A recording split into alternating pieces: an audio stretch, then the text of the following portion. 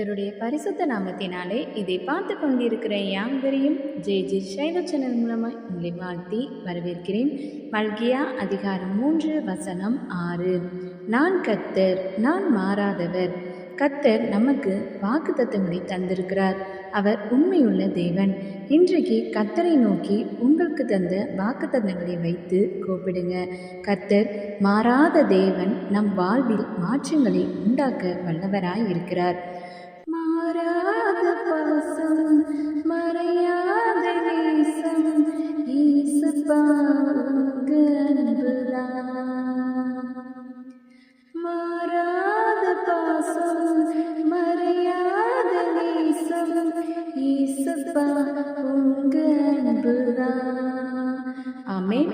ஹல்லேலூயா. கர்த்தர் உங்களையும் உங்கள் குடும்பங்கள் யாவரையும் ஆசீர்வதிப்பாராக.